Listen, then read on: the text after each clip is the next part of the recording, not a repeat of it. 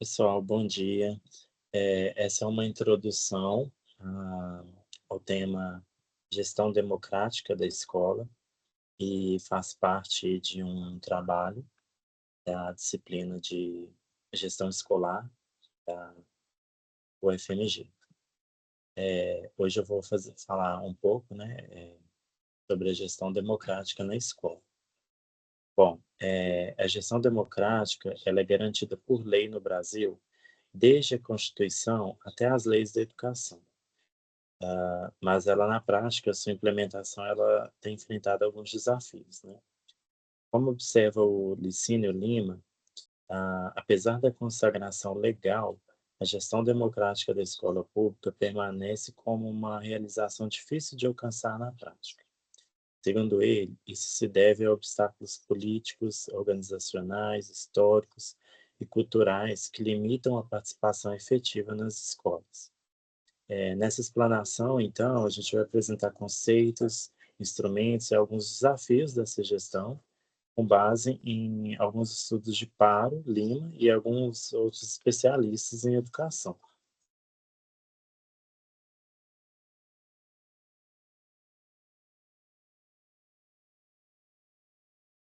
E o que é a gestão democrática, né? Ela entende como uma forma de organizar a escola com uma participação ativa de todos os envolvidos. Aí, quando a gente considera comunidades, professores, os alunos, todos os funcionários, que estejam ali ligados nas decisões pedagógicas, administrativas e financeiras da escola. Licínio Lima, ele destaca que a gestão democrática da escola não é só um problema da organização, mas é uma questão central no processo de democratização da educação, que concretiza o direito e incentiva a participação social. Em outras palavras, a gestão democrática faz da própria escola uma miniatura da democracia, que ensina a cidadania na prática. Para implementar isso, várias práticas são apontadas como essenciais, e aí a gente vai ver os principais instrumentos essenciais, né, para a gestão democrática. O primeiro é o projeto político-pedagógico, a gente chama de PPP. Ele é o plano orientador da escola. Segundo Veiga, o PPP é a ferramenta de trabalho que direciona o que será feito, de que forma, quando e por quem, para chegar aos resultados. Ou seja, organiza as metas pedagógicas de acordo com a realidade da comunidade escolar. O texto Gestão Democrática da Escola, ele enfatiza que o PPP implica em uma relação contratual, devendo ser aceito por todos os envolvidos, necessitando, para isso, ter a participação democrática de todos os agentes. Em resumo, né, um bom PPP nasce da construção coletiva. Então, depende dos pais, professores, os alunos, todo mundo colaborando, desde a elaboração até a revisão do plano. O conselho escolar agora, né, ele é um órgão colegiado que representa a comunidade, pais, alunos, professores, e ele atua junto à direção da escola. Esse texto que eu me refiro é da disciplina mesmo, né, de gestão escolar. Então, esse texto de gestão democrática, ele afirma que o conselho tem um papel decisivo na gestão democrática, desde que seja usado como instrumento comprometido com a construção de uma escola cidadã. Então, é nele que se discute e decide questões administrativas, financeiras e as político-pedagógicas da escola, em sintonia com suas reais necessidades. Em outras palavras, o conselho transforma a gestão num esforço coletivo, dividindo poder e responsabilidade e aproximando decisões da comunidade. O conselho de classe são as reuniões entre professores, né? Às vezes também com o comparecimento dos pais, para poder avaliar o andamento pedagógico das turmas. Funciona como uma instância de gestão pedagógica. Todos os professores, independente de série, turma, avaliam coletivamente o desempenho e a trajetória dos alunos. Então, é um espaço de reflexão pedagógica colaborativa, visando melhorar a aprendizagem. Diferente de outras instâncias, o conselho de classe garante a participação de todos os docentes da turma e foca em debater, ensinar e aprender. A eleição de diretores, né? A escolha da gestão da escola tem um forte impacto democrático. O autor Vitor Faro, ele é uma referência em educação, ele ressalta três modos de provimento do curso e a eleição. Para ele, a nomeação costuma reforçar favoritismos e autoritarismo, distanciando a escola do ambiente democrático. Em contrapartida, a eleição de diretores é vista como um instrumento de democracia, que aumenta a participação. A eleição dos diretores, ela contribui para a participação de todos na escolha do cargo de gestor. Possibilita que a comunidade, os pais, professores, exerçam democracia dentro da escola. Escolher o diretor, né, na eleição, orientado com a concordância daqueles que ele vai comandar. Ou seja, né, o diretor deve ter o apoio da comunidade. Ele quem vai comandar a escola. Também a gente pode falar aqui do Grêmio Estudantil, né? O Grêmio é o órgão representativo dos estudantes. Esse texto também da disciplina, né, ele fala que o Grêmio é uma entidade autônoma representativa dos interesses dos estudantes, com finalidade educacional, cultural, esportiva e social. No ambiente democrático, o Grêmio atua incentivando para a gestão.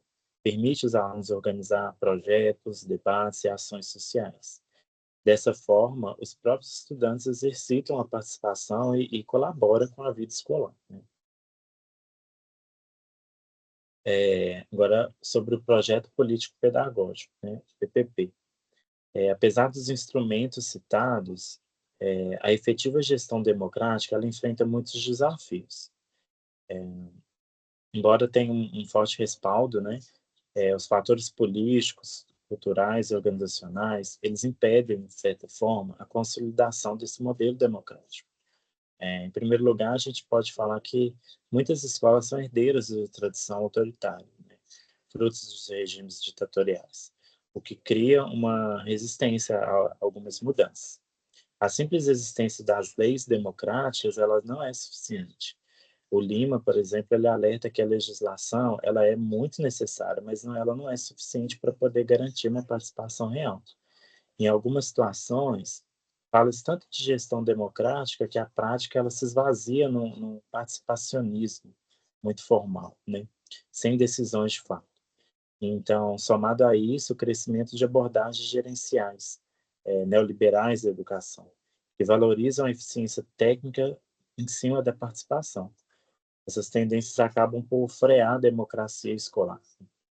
Mas, resumindo, não é possível ensinar nem aprender a democracia, a participação e a cidadania ativa enquanto escolares e autocráticos.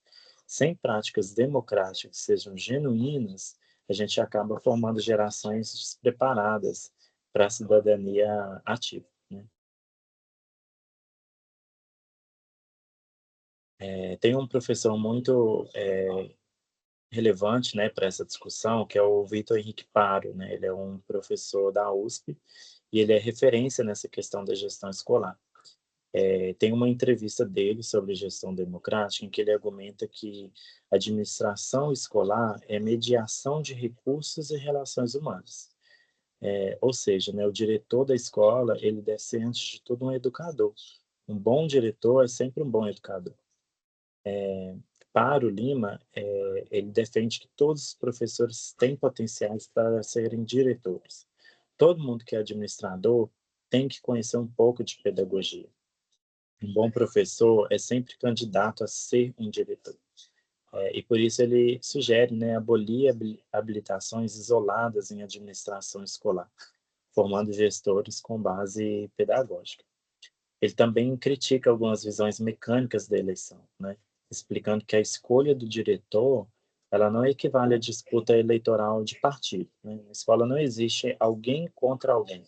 Existe alguém mais interessante, que tem maior ou menor legitimidade para poder ser da gestão, né? O que importa é o consenso interno e a vontade de contribuir com a escola.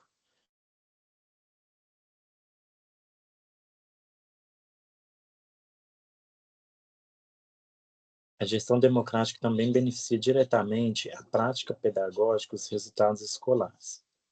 Quando a escola funciona de modo participativo, é promovido um ambiente de confiança e de corresponsabilidade. Então, os professores sentem-se valorizados, os pais se engajam mais, né, a comunidade, os alunos aprendem, por exemplo, né, desenvolvendo atitude crítica, colaborativa. Alguns especialistas, inclusive, defendem que a gestão democrática ela incorpora algumas dimensões educativas, que vai para além da administração. Então, ela faz parte do currículo oculto da escola, né? Ensina cada reunião ou conselho valores democráticos. Em termos de resultados, estudos indicam que escolas com gestão participativa têm maior motivação docente e menor evasão escolar. O PPP coletivo e o envolvimento do Grêmio em projetos, por exemplo, têm ligação com melhores índices de aprendizagem, né, e o clima escolar. A Lima, ele defende que a gestão democrática exige uma assunção de especiais responsabilidades para concretizar o direito à educação.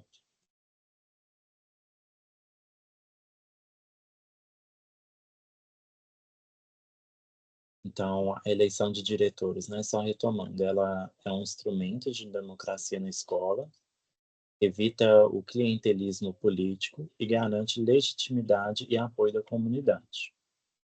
Que o Grêmio Estudantil, a gente já falou sobre isso.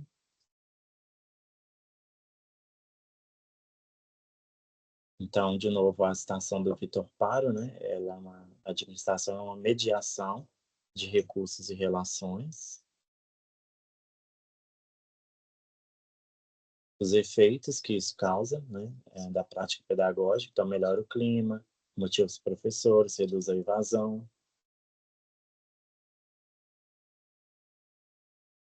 A gestão democrática é um direito e um dever de todos. Não basta estar na lei, precisa ser vivida no cotidiano.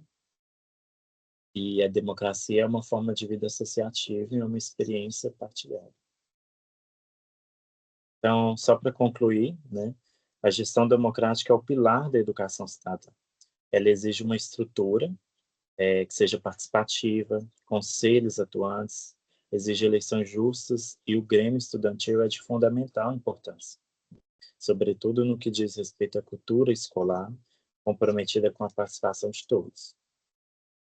Como ensinou Dewey, a democracia é uma forma de vida associativa, né? Uma experiência partilhada. Por isso, as escolas democráticas, elas educam melhor, não só transmitindo conteúdos, mas formando cidadãos preparados para construir coletivamente um futuro.